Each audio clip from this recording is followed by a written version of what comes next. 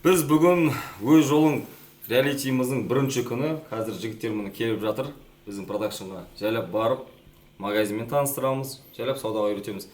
Біздіңкі бәрі лайв формат. Қазір жігіттерге форма беруге дайындап жатыр. Размер қандай?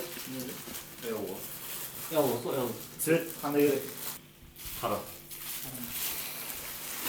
Ана жалбарлар. Енді чисто осы формамен жүресіңдер. Тағы бір 2 күннен кейін тағы бір форма береміз, что замена ауыстыратын болды. Так, одан кейін шалбарлар. Басталды біз.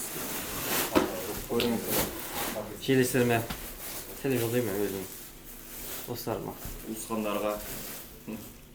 Бүгін чисто форма беру, магазинмен танысу. Дальше уже кете береміз ғой. Осы қалта қояды. Мына біреуін киіп көріңізші. L деген размер. И содан секіре береміз. Танысу жақсы өтті. Көңілімізден шығып жатыр бәрі. Бар білгенін басынан бастап үйретіп жатыр. ағаның түсіндіруі бізге қарапайым тілде екен, тез түсінеміз, оңай тілде, андай қиын тілде емес, өзіміздің тілде түсіндіргенде де барлығын андай қалай айтсам болады, оңай тілмен түсіндіреді да, түсіну тезірек болады екен. Короче, самал обслуживание жігіттер. Енді видеода үтіктелмеген болып жүрмес үшін, пока жайлап үтіктей берсеңдер болады. Әрқайсың өздерінің футболкаларыңды. Маған қойып үтіктеп алып, четкий болып жүргенше. Шалбарды да үтіктегілерің келсе, оны да үтіктеп алыңдар. Размер келіп ма, брат? Иә, нормально. Размер келсе итек салып, яғни үтіктей беріңіздер. Бірінші күн енді өте танысу күн болғасын, енді қысқа күн сияқты болды, бірақ соның өзінде осы вайбқа кіріп, реалитінің вайбына енді сезініп жатырмыз. Бізде Тілек деген бала чуть-чуть под вопросым болып тұр. Жалпы ондай отношение негізі мен өзім жақсы көрмеймін негізі ше. Түнде кетіп қалды. Аллахтың қолымен таңғы сағат 7-те келді. Қазір сөйлесеміз. Егер де қатысқысы келмесе, онда значит шығып кетеді. Қазір келсе, осы жерге сағат 11-де барлығын шақырдық, барлығы оқыды. Так, барлығы тыңдаған. Тілекте бәрі тыңдаған. Егер де 11-де келетін болса, значит дальше қатысады. Егер де 11-де осы жерде барлығына бол дедік, сағат 11-ден 14 кетті. Егер де кешігіп, уже проект басталмай жатып, бұндай отношение болатын болса, кешкісін өзінің шаруаларымен шығып кетіп, онда ол біздің проектке былай келмейді. Жауапкершілік жоқ деген сөз ол айтқан кезде. Рұқсат, қандай сен футболка киесің? Қара, синий, белый. Ана жігіттердің үстінде біреуінде синий, біреуінде қара тұр. Сен ең соңғы шықтың Рұқсат, Иә. Тілек? Жоқ, Тілек бар. Ол оянды ма? Иә. Енді осы жаққа келгенімізде тәуекел етіп келдік. Соңына жарты жолдан кетпейді, соңына дейін барам деген өзім нақты мақсат міндет қойдым. Деп жарты жолдан болды, мен осыдан шыдамаймын деп қайтып кетпей, болды, мен алға осыны қойдым, мен осы өйстем. Соған мақсат қойып құрып келдім. Пока осы бір форма, бір 3-4 күнде екінші форма беріледі. Екеуін ауыстырып кие бересіңдер ғой үшін. Настроение, настрой жақсы. Қазір балдарға үйретіп бастаймыз, магазинмен таныстырамыз. Кішкене нәр бардақ болып отыр. Тауар анау келді алдың күндері. Складты неден полкаларын дайын болмағаннан кейін барлығын продакшнға кіргізіп жатық қой. Что там, Тілек? Ассалаумағалейкум. Не істедің сен? Бауырым? Тілек, не істедің? Қатысатын болдың ба, не істедің болдың? Әрине. До конца. До конца? Кешегі что-то қызық болып кетті сенің движениең. Енді айтамын. Енді қайталанбайды. Ше болды онда. Мына форма. Бисмилля, кие бер. Ол кішкентай болады бұл жігіт. Кішкентай болады. XL беремін. Ше енді. Қазір жігіттер тез киіндіріп аламыз, ары қарай уже магазинге барамыз, бұйырса. Біз түсіреміз, конкретно мен не айтып жатырмын, бұл жерде мен беріп жатқан білім. И ол жерде таныстыруда тек қана өздерің не айттыңдар, соны саламыз. Сен айтпаған нәрсені біз оны бұрып, керегі сөз қысқартып тастап, оны өмір. Четко, ясно, ютубқа полный формат шығады, инстаграмға конкретно бір вырезкасы шығады, чтобы ютубқа трафик жіберу үшін. Бір сөзбен бітіріп кетейін, е? Мен айтып отырмын, сенің жолың сенен басқа ешкім керек емес. Проекттің атын өз жолың деп қойдым. Мен өз жолым жүріп жатқан адаммын. Мен жолыммен сен жүріп керек емес. Үйтіп, кино ойнау үшін келдім деп ойлап, кино ойнатып, немесе жалғызға дайет етіп, ондай керек емес. Либо арттан жүгіргізіп кетіп қалып, келейін ба деп андай. Келсең кел, келмесең келме. Есік біреу, бағанада бесеуінің көзінше айтатын. Шығатын есікте біреу, кіретін есікте біреу. Қаласындар ма қалыңдар, шығасындар ма кете беріңдер. Ешкімнің артынан жүрмейді бауырым. Бұл жерде бәрі сценарий да жоқ, бәрін өзің бірінші күні сен ойлаған сияқтысың андай. Команда ашу керек па, қысқартпаймыз ештеңені. Қалай ба, солай кетеді бауырым. Маған мінез көрсетіп керек емес, бір-біріңе де мінез көрсетіп қойыңдар. Бұл жерде сендер дамуға келдіңдер ме? Дамыңдар, өздерің алатындарың алыңдар да ары қарай сол білімнен бірдеңе шығарудың ойын істеңдер. Просто елге 3 ай лагерьға келсеңдер, уақыттарын құртпай қойыңдар. Честно айтамын, бұл жерде ақша таппайсыңдар сендер. Тапқан ақшаларыңа реально ішіп жеп тастайсыңдар сендер. Честно айтамын сендерге. 3 ай уақытын құртпай қою керек бұл. Ондай болса, ол слабость емес. Ақылға сау. Білейін, мен ол білімнен дым шығармайтын болсам, енді жеңе алмай қалсам да, например, ол білімнен ешқандай итог шығармайтын болсам, 3 ай бойы осы жерде жүргенше, бір жерге барып жұмыс істейін деген ой келсе, ол ақылға сау, ол слабость емес. А кешегі нәрсе ол слабость. Сол бауырым. Все. Енді қайталанбасын бауырым. Все. Раз. Так, міне. Осы магазин, в общем.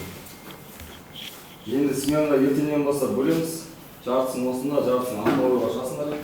Жайлап бүгін магазинмен таныс бастаймыз. Бірден қалай сауда істеу керек екенін үйретпесек те, постепенно үйрене бересіңдер ғой.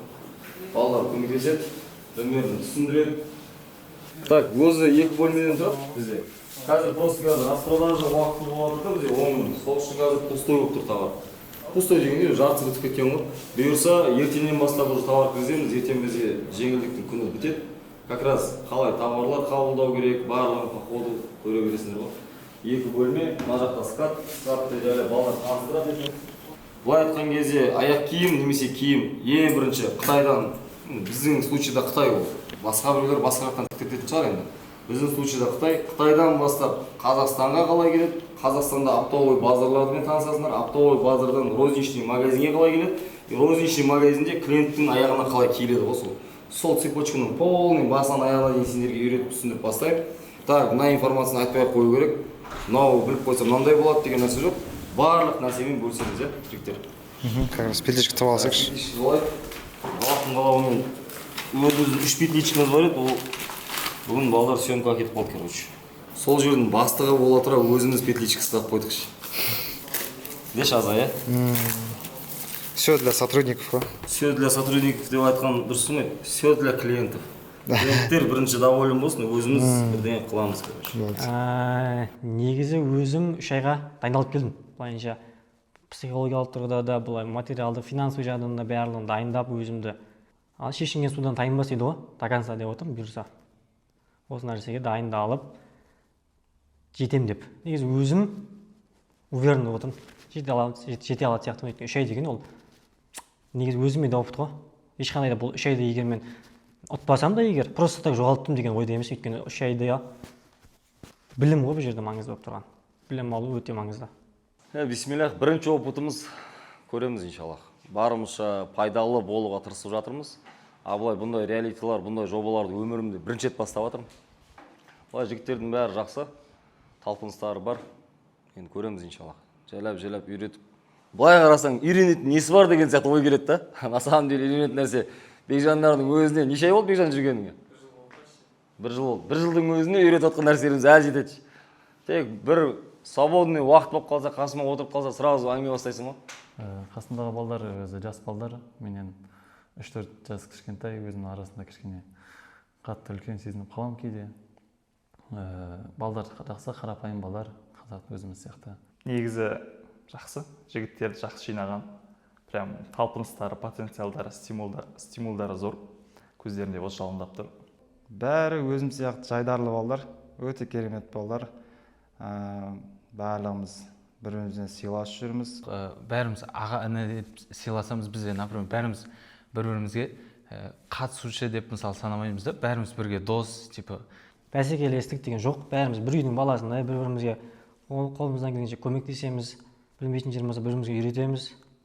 анау не істеп жатыр ғой, мысалы көре алмаушылық, анау бүйтіп жақын ынталанып жатыр деген жоқ та. Ол отты соның қуанышына біз бөлісе аламыз. Керемет балдар келгеннің барлығы. Жас үлкен деп те, жас кіші деп те бір-бірімізге ондай не қылып жүрген жоқпыз. Артық әңгімеміз жоқ. Өте керемет жігіттер барлығы. Жігіттер бәрін қол қойдыңдар ғой, жалпы былай енді аяқ киім сферасында былай досконально мынандай аяқ киім, бұның аты New Balance, мынаның аты Nike деп үйрететін не емес. Бұл жерде ең маңыздысы товарды қалай қабылдау, қалай сауда істеу, қалай клиентпен істеу. Одан кейін қызық болса ары қарай оптовыйдан ең маңызды моменттер сезонның товарын қалай таңдау. Ең бірінші мысалға адам бизнес ашқан кезде көктемде ашу керек деген сияқты. Ол ключевой момент. Көбі қыста бастап қояды, одан кейін қыстан шыға алмай қалады. Ол қыстан шыға алмай қалу деген қалай? Қыстың аяқ киімдері, например, мыналар қазір оптовый 13-14 мың теңге болса, допустим, қыстыңкілер 17-18 болады. Значит, саған оған көбірек ақша керек болады, магазин ашу үшін. Көп адамдар қыста бастап қояды, потому что тез бастағысы келген мақсатта ше. И алған товарының количествосы енді ценасымен шаққан кезде витринаға сен жаздың, көктемнің товарымен бастасаң, сен 200 модель аяқ киім, 200 вид аяқ киім сыйғызатын болсаң, қыста бастасаң, сен 100-120 аяқ киім аласың, сол ақшаға ше. 120 аяқ киім алғаннан кейін қыстық аяқ киім қалай? Бір адам қыстық аяқ киімді алғанда 1 жыл немесе 2 жыл кетеді. Қыстық аяқ киім көп ала бермейді адам. Жазды қылады, там шлепкасын жоғалтып алады, ит алып кетеді, там жыртып алады, бірдеңе болады. А қыстық аяқ киімдер основном бір алады, болды короче. Прям шөп шыққанға дейін кетті сосын соны. Сол үшін қыста сезон бастаған кезде именно ол сенен алама, сен қалай жүресің, онда білмейсің ғой. Бәрі қыс сатып тұрған кезде. Сен новыйдан бастаған адамсың. Сенде пока клиентский база жоқ. Сол себепті өз ақшаңды шығарып үлгермейсің. Ол кезде январь-февраль деген сезон емес кез болады. Екі аяқ киім сатасың, оны жинап арендаға бересің. Көктемге шыққан кезде новый товар алуға көк тиының жоқ болады. Сол моментте адамдар көбі сына бастайды. Магазин ашудың ең бірінші ключевой моменті ол көктемде бизнес бастаған жақсы. Көктемде бастасаң, көктемнің заты дальше жаздың ортасына дейін сатыла береді, пока ол сатыла береді. И көктем мен күз ол екеуінің товары бірдей. Былай айтқан кезде, сен көктемде сатып үлгермеген затыңды күзде сатып үлгересің. А қыстағы сатып үлгермеген затыңды ендігі қыс айналып келгенге дейін күтесің да. Сол үшін бизнесті көктемде бастайды. Жалпы негізі оңай деп ойлағанбыз. Ондай бір особо информация қажет жоқ деп сауда ғой деп. Бірақ даже бірінші күннің өзінде осындай информациялар болып жатыр. Ең маңызды момент сауданы үйрену үшін жалпы базарлардан бастаған жақсы. Неге? Сендер егерде қазір осылай магазин ашып бердің. Бір какой-то бір көшенің отдельно стоящий магазин, мысалы Шиелден ашып бердің, немесе Шағаннан ашып бердің, немесе Түркістаннан ашып бердің, без проблем. Аштық. Сендер осы жерден 3 ай опыт алдыңдар ғой. Практиканы көрдіңдер. Бірақ сендер соны жүзеге асыру үшін тек қана есіктен келген клиент күтіп отырасыңдар. Дұрыс па? И ол клиент ол сен новыйдан ашқаннан кейін сен пока оны ең бірінші сен максимум сторисқа қоясың, сенің бір 7-8 туысқаның көреді. И солай клиент жинап бастаймын дегенше бір жылдар өтеді. Мен өзім кәдімгі обычный базардан бастағам. Не үшін базар? Базарда сен шықтың, ол бір ряд целый. Сен рядта тұрып, чуть саудаң болмай жатса, сенде кішігірім білім бар, қалай сауда істеу керек. Есігін алдынан шықтың, аға кеңіз аяқ киім қараңыз, апа кеңіз аяқ киім қараңыз, көрсетесің, дамыйсың, жаныңа қарайсың. Біреу қасында 7-8 жыл сауда істеп жүр. Оның қателіктерін көресің, так, осылай істемеу керек саудада. Так, былай деп. Сол үшін менің даже енді мен сендерге магазин ашып берем деген айтып, базардан баста деп андай сендерді итермелеп жатқан жоқпын. Әркім өз шешімін қабылдайды. Жоқ, брат, мен магазинде отырғым келеді деп сендердің араларында біреу жеңімпаз болса, бисмилля, магазин ашып беремін. Бұл жерде мақсат, сендер просто жеңімпаз болғыларың келе ма, немесе отбасыларыңды действительно жағдайларыңды істеп, дамып, одан кейін чтобы дальше не переживать қой. Мен өзімнің тұратын жерім, тұратын үлкен аудан ғой енді, ол жақта примерно 100 мыңға жоқ халық тұрады. Негізі біздің ауданда магазин деген нәрсе қатты дамымаған. Бізде базарға барлығы үлкен не нәрсе болсын біз базардан аламыз. Кез келген нәрсе базардан бастап алады. Сол себепті базардан бастаған өзім де негізі дұрыс деп ойлаймын. Бізде как болу үшін бүкіл нәрсе болса, бір ғана базар бар, сол базардың айналасында орналасқан. Негізі өзім туған туысқандар бір базарда айналысатын таныстарда өзіме де қызық негізі базарда саудамен айналысып көрген. Енді тыңдаймыз ғой енді Әлшараған айтқан ақылдарын, кеңестерін сомен істеп көреміз деген ниеттеміз. Сол себепті базардан бастаған қызығырақ. А базарда отырып кішігірім оборотчина, базарда просто сен еще трафик бар ғой клиенттің. Сен әйтеуір қалтаңда саудаң болмай тұрса, а сен білесің, сенің өзің нормативің бар. Күніне хотя бы 10 аяқ киім сатқың келеді. Допустим, сен іште отырсың, магазин сыртынан шығып айқайлайын десең, келмейді, дұрыс па?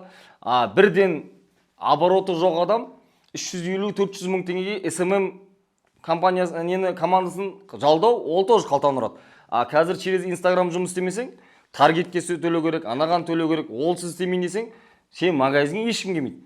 Сен енді мысалы қарасаң, бір көшеде тұрған, бір продукт ойын жанында тұрған бір магазин болсаң, допустим. Сол үшін мен сендерге айтарым. Егерде өздеріңді дамытқыларың келсе, негізгісінде базардан тез дамайсың. Хотя бы 2-3 жыл базарларда ұят ештеңесі жоқ. Ол жерде наоборот, ананың қателігін көресің, өзіңнен жақсы адамды көресің, өзінен жақсы сауда істейтін. Қарайсың, келген адамға аяқ киім кигізіп сатып жүреді әйтеуір ше. Сендер ертең жайлап бізбен жұмыс істейтіндер басқа оптовиктермен енді үйретемін ғой, қалай закуп. Мен не обязательно магазин ашқаннан кейін тек менен товар алу. Мен сияқты оптовиктер жетеді. Мен ешқашан менен товар ал деп ешкімге айтпаймын жігіттер. Сол себепті ертең сендер жұмыс істеп бастағаннан кейін қалаған оптовиктен ала берсеңдер болады. Өздеріңе ұнаған модель. Менде мынау бар, саған ұнамайды, сен барында мен мынандай модельді сатып аламын дейсің да, басқа біреуден алсаң да проблем жоқ. Оның бәрін мен сендер базарлармен таныстырамын. Қай жерде не сатылады, қалай саудаласу керек, қалай таңдау керек, сезонға қалай кіру керек, қандай модельдерден бастаған жақсы. Надан бір цвет алып, витринның алабажақ болғанша, каждый, просто бізде распродажа бітіп қалып тұр ғой товарлар. Біз магазин кіргеніңізде бір модельден кем дегенде, мысалы, мына модельде 1, 2, 3, 4, 5, 6, 7, 8 цвет тұр. Келген 13 цвет келген. Мен магазинге алған кезде бір модельден сразу 6-7 цвет алған жақсы көремін. Себебі көз тартып тұру керек. Оның 2 цвет ходовой емес, мынау ходовой емес мысалы. Бірақ осы тұрғысымен даже бір үстігін жоқ қылып жіберген тұра береді, бұл көз тартады.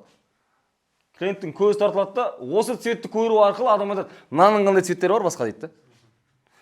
Тек қана қап-қара тұрса, ол кәдімгі ботинка сияқты тұрады да. Мынау яркий цветті көріп, мына кроссовканың табаны уже көрініп тұр, формасы бәрі көрініп тұр.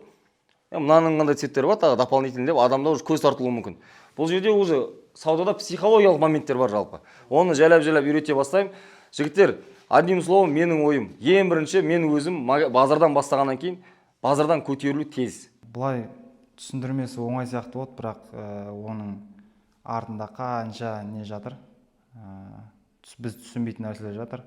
Қанша еңбек, қанша не жатқанын енді біліп жатырмыз. Ол қысқаша ойлай саламыз, осындай 3 миллион 900 болсын, 4 миллионымыз болса, осындай үлкен кәсіп ашып кетсек болады екен ғой, бізде бастап кетсек болады екен ғой. Оның бәрін білу керек екенбіз.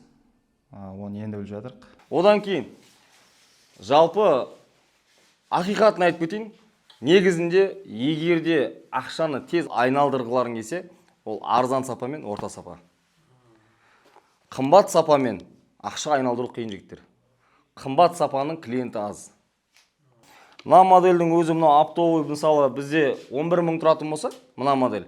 Дәл осының 6 мың жарымдығы бар, түрінде разница жоқ. Дәл осының 3 мың жарымдығы бар, түрінде разница жоқ. И халыққа оны мен түсіндіре білем. Мен оның бәрін көрсетемін, мына 11 мыңдықтың разницасы мынада, табаның қара, мынауысы бәрін түсіндіріп бере аламын да, например. Сендер түсіндіре алмай қалуы мүмкін, түсіндіре оны. Сол үшін келген адам айту мүмкін. Бір адамның ақылы бар, ол айтады, разницасын көріп тұрмын дейді. Біреу айтады, қойшы, бәрі бірдей, бәрі қытай дейді. Сол үшін орта арзан сапамен магазин ашу, ол стартқа жақсы, сатылымға жақсы. Мен просто ақиқатын айтып отырмын. Барып ал, қымбат сапа сатсаң, анау. Мен сендерді бұл жерге просто мықты аяқ киім сату үшін үйретуге шақырған жоқпын. Мен сендердің жағдайларыңды өздеріңнің айтқан, осындайдан осындайға шыққым келеді, ата-анамның арманын орындағым келеді деген әңгімелеріңе сай білім бергім келіп тұр. Арзан сапа, орта сападан тіке айтқан кезде тез байисың. Мен өзім оптовыйда 5 жыл, осы соңғы 5 жыл бойы тек қана орта арзан сапамен оптым сатамын. Әлі күнге дейін ол бизнесім жүріп жатыр, потому что мен тек қана қымбат сапа сататын болсам, Алтын Орданың базарындағылар қаяқтан аяқ киім алады. Жай ғана базарлардағылар, мен сендер айтамын, ақшаның бәрі базарларда, магазинде емес. И біздің тез байып кетуімізге себепкер болатын ол базарлар. Базарлар қалай? Бір жұмаға товар алып кетеді, чуть-чуть сатады да сразу заказ береді. Тез да ол жерде. өзім жалпы алаң қалам ұтсам бүйтем деген нәрсе, мысалы бірден жаңағыдай крут дәу магазин ашу, жаңағыдай типа қымбат нәрселерді қою, бірден қымбат аяқ киімдерді қойсаң, типа көп алады адам и содан көп пайда түседі деп ойладым негізінде. Ал шын мәнінде ондай емес, барлығы жаңағыдай Әлжер ағаның айтуымен жаңағыдай мысалы базардан бастаса көп опыт болады екен, жаңағы неден бастағаннан гөрі.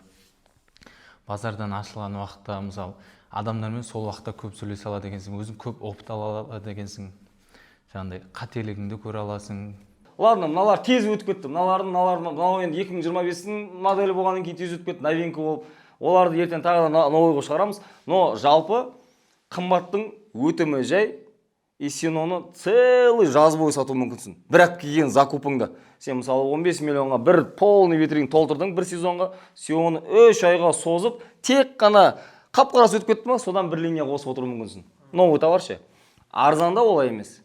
Арзан товарда 2 жұма саттың, сразу закуп. Потому что сен 15 миллионға мынадан 100-150 модель, мына жерде енді 120 модель сет на витринаға, допустим. Осындай витринаға 15 миллионға товар алып келсең, сен оны, например, 3 ай бойы сатсаң, сенің пайдаң енді астаткыңмен бір ары кетсе 3 айға бір 6-7 миллион болуы мүмкін. Негізі бірге бір қойылып сатылады, бірақ астаткың бар ғой не дегенмен. Оны ұмытпау керек, 3 ай сайын налог төлеуің бар, ол бар. Арзан модельде сен 15 миллионға 300 модель алып келу мүмкінсің. 2 есе көп. 2 есе көп деген сенде 2 есе көп ассортимент. Сенде мынандай 2 стена бар. И сен 2 стенадан келген адамға мына серый ұнамады ма, басқа нәрсе предлагать етесің. Ол бірақ саған келіп тұрған адам біліп тұр оның сапасы ондай орташа екен. И онымен тезірек баюға болады. Сендердің мақсаттарың, бір мақсаттарың ақша істеу ғой, тек қана ат шығару емес. Бұл жерде ешқайсың Қайрат Нұртас болуға келген жоқсыңдар бұл жерге. Бұл жерге барлықтарың өз жағдайларын дұрыстауға келдіңдер. Қалай сауданы істеуге болады, қалай дамуға болады. Сол себептен жігіттер, менің ойым ол базардан бастаған жақсы. Базардан сендер алған практиканы тез айналдырасыңдар. И күнде айналдырасыңдар. Адаммен сөйлесу арқылы сен практика жасайсың. А базарда күнде новый практика ғой. Еще 16 миллион халық болса, сенің қалаңда 100 мың адам бар десе, соның бір күнде 500 штугасы базар айналады. Біреу картошка алуға келеді да, шлепка алайын дейді, например, деймін да. Сол сияқты күнде әртүрлі адам көресің, әртүрлі адаммен әртүрлі опыт болады да. И бір күні сен біреумен сөйлескен адамыңмен бір қате сөз айтып қоясың. Үйге орасың, мен ана клиентке сата алмай қалдым. Ана серийдің 43 миллион керек еді, соған деп ойланып жатасың, например. Ертеңге ол қателік істемейсің. И опыт тез дамиды да. Базарда сен 2 жыл жүретін болсаң, уже тағы точка асасың, сөйтіп, уже магазинге көшуге болады. Магазинге бір көшкен кезде магазиннің обороты көп, ремонты көп и талабы көп. Алхамдулилля, Аллахтың қалауымен біз ценамызды арзан қылғаннан кейін, біздің цена қала бойынша арзан деп 100% айтылам. Еще біз скидкалар жасап атамыз. Біз арзан беріп жатқаннан кейін орта сапаның ценасымен почти беріп жібереміз. Сендер өздерің қалаларыңа апаруларың бар, біз не Алматыдан бүйтіп алып келеміз, сата береміз. Сендердің қалаларыңа апаруларың бар, жолдары бар. Сол себептен сендер мынаны 23-ке сату қиындау болады. Сендер бұны уже 26-ға сату керек боласыңдар, допустим деген дейді. Иә, мен уверен болып келдім өзіме. Бірінші видеоны саларда да уверен болып түстім. Аяғына шейін барам деп ойлаймын. Керек информацияларды алып отырық. Жалпы бастапқы қарқын жақсы, керемет, көңілден шықты, прям асып кетті. Әркім өзі енді еңбегіне қарай тырысуына байланысты кімге бұйырады, соған бұйырады. Бәріміз тәжірибемен кетсек болды әйтеуір. Шынайы мұқтаж адамға бұйырса екен деймін өзім іштей ниетпен. Кім алса да осы нәрсені ары қарай алып кететін, осы жарты жолдан былайша айтқан кезде таза еңбектеніп алған адамға бұйырса, ол адам что бұл нәрсенің оңай емес келгенін түсінгеннен кейін өзі-ақ түсінеді деп ойлаймын ары қарай. Сол себепті жігіттер, бірінші сабақ магазин ашуда ең маңызды момент ол сезоннан ұрынып қалмау керек. Потому что қыста басталған ол қиын, көтере алмай қаласыңдар. Январь, февраль деген 2 ай. И то қыстың саудасы өзі октябрь айында, қазан айында басталады. Августта біз полный школьный аяқ киім сатсақ, школға, студенттерге дайындасақ, сентябрь сонымен бітеді. Қалай студенттер примерно киініп, өзің студент болдыңдар, примерно білесіңдер ғой енді. Сентябрьдің 15-тері киініп бастайсың ғой. потому что оған дейін мектептіңкілер киінеді, мектептен кейін уже студенттер киініп бастайды. А біздің сегмент енді ол студенттер и выше, да? Подростковтардан выше. Біз потому что 36-тан жоғары размер сатамыз. Мектеп жастағыларға сатпаймыз. Сол себепті сезон ұстау білу керек. Үйто қыстың сезоны ол октябрь және ноябрь. Декабрьда болды. Адамдар біреулер Новый годқа дайындалады, біреу отдыққа дайындалады. Сенің аяқ киімің ешкімге керек емес. Тек қана сол Новый годтың қарсаңында біреу Новый годқа кететін аяқ киімім жоқ деп біреу есі ауысып іздеп келмесе, и после Нового года январда сол Новый годтың қарсаңында бір жоғалтып алып қуып жүріп сөйтіп жүрген біреулер адасып келмесе, январь февральда чисто отырыс. Сол үшін қыста бірінші бүгінгі айтып кеткен нәрсе сезон ұстап үйрену керек. И одан кейін сезонды қалай магазин ашып көктемде бастасаң, одан кейін товарды вовремя кіргізу. Сезоннан 20 күн бұрын. Кім қалада ең бірінші, мысалы қазір мен жаздық товарды примерно марттың басынан бастап сатып кеттім да. Сезонды ерте кім бірінші бастайды, сол саудасын істеп үлгереді. Жазда барлығы бір реттен алып алады. Бірінші алып алған кезде куш болады, одан кейін сол жоғалтқандар, анау-мынаулар дополнительно келіп алады. Жаздың ортасында қазір мен жаздықты сатамын деп, июньда жаздық товар толтырып қою қызық емес. Июньда уже сен күздікке дайындалу керексің. Июль біздің витрина уже күздің товары тұру керек. Жаздықтар там максимум бір фитнесқа, анау-мынауға отдельно бит бөліп қойып қоясың. И шлепкалар қыстың күні бір шомылуға кетіп бара жатқан біреулер, баняға, манияға деп ол шлепкалар постоянно тұра береді. Сол себептен сезонды ұстау және сезонды ашу. Екінші момент бүгінгі үйреткен ол базарлардан бастау. Ол енді әркім өзі шешеді, бірақ базарлардан бастаған. Даже жеңімпаз болмасаңдар да базарда ең бірінші орын табу оңай.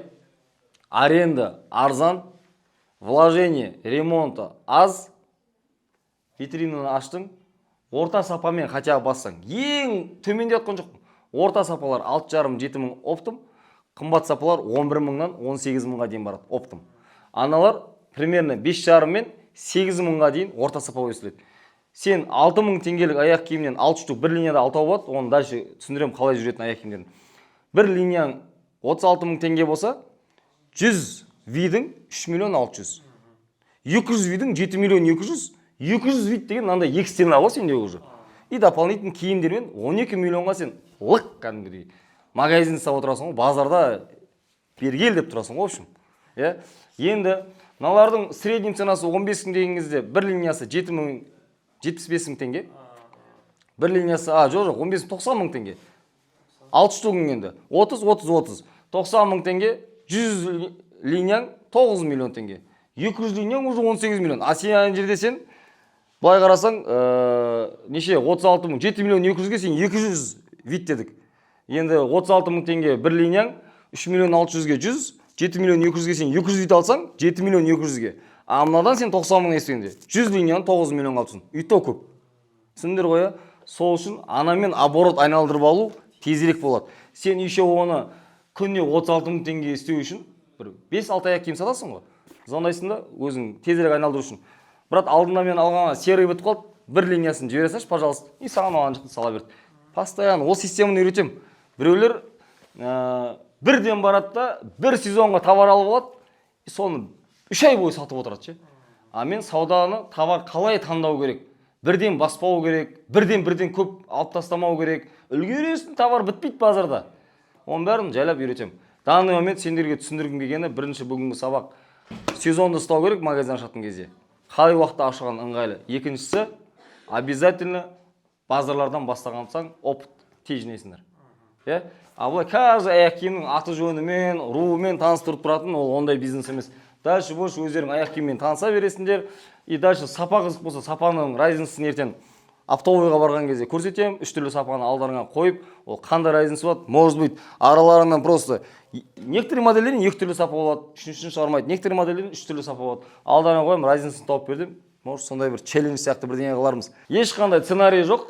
Осылай бір пока біз магазин туралы түсіндіріп кете береміз. Қалай ашылады, қалай жұмыс істелінеді, қалай аяқ киім таңдалады. Сол уақытта сендер уже клиентпен сөйлесіп үйрене беріңдер. А олар туралы бізде короткий мен сендерге өзім жақындап, былай саудалас, былай сөйлес. Уже қазір сол жақта болдым, сауда істеп үлгердім. 3-4 клиент қабылдап, уже балдардың жаңағы жанымдағы балдардың қалай клиентпен сөйлесу керек екенін барлығын бірінші көріп алдым. 3-4 клиенттен, одан кейін барып балдарға айттым, осылайша мен қабылдап көрейін, мен ұсынып көрейін деп. Сөйтіп білмеген жерін балдардан сұрап жатырмын. Уже сендер басқа мақсатпен келсеңдер, қазіргі формацияны так, былай істеуге болады. Аға айтты 7 миллион 200-ге нормальный магазин ашуға болатын болса, папа екеуміз жинай аламыз ғой деген сияқты. Уже сондай ойлар келуі мүмкін. Базарда аренда тек 180 мың теңге дейді ғой деген сияқты. Сөйтіп, бұл идеялар сенде дальше пайда болуы мүмкін. Таста шема, маған магазин ашып бермей қойсын, өзімізде аша аламыз екен ғой, оказывается соны қиын деп жүрдік қой деген сияқты. Сол үшін жайлап өздерің ойлана беріңдер олар сен. Әлишер ағамыздың осы бизнес туралы кіріспе сөздерін өз біраз ой жүгіртуге ойлар салды. Енді былай айтқанда бизнеспен танысу болды. Бір түсінген нәрсем шыдамдылық керек сияқты. Өйткені мысалы отбасын тастап келіп жатқан жігіттер бар, үлкен қалалардан, Алматыға бірінші рет келіп жатқан жігіттер бар. Үлкен қалаға келу ол шыдамдылық қой бұл жерде. Кім мына нәрсеге дайын болып келді, сол адам соңына дейін барады деп ойлаймын. Енді барлығы білмеймін, қазіргі осы кеше таныстық, бүгін мысалы магазинде болып көрдік, соның өзінде бәрі бірдей сияқты да, уже ынтасы жоғары барлығында мүмкіндік көп ұтуына. Оны уақыт көрсете жатыр. Кімнің ұмтылысы мықты, кімнің несі мықты. Біз енді бастап жатырмыз, оны уақытында көреміз. Келген соң енді артқа қайтар жол жоқ, до конца барамыз. Так, біздің бірінші YouTube-тағы бірінші блог па, влог па сондайымыз бітті. Парақшаға тіркеліңіздер. Жалпы бизнестағы барлық тәжірибемен ең бірінші осы жігіттермен бөлісем. Дальше сіздерде осы білімді қолданып, өздеріңіздің күнделікті жасап жүрген, может бизнесмен болсаңыздар, может саудада енді келіп, енді басып атқан болсаңыздар, осы тәжірибені қолдансаңыздар болады. Парақшаға тіркелуді ұмытпаңыздар, жігіттерді қолдаңыздар. Осы жігіттердің арасынан біреуі иншаллах бір дүкенде болады. Бізбен бірге болыңыздар.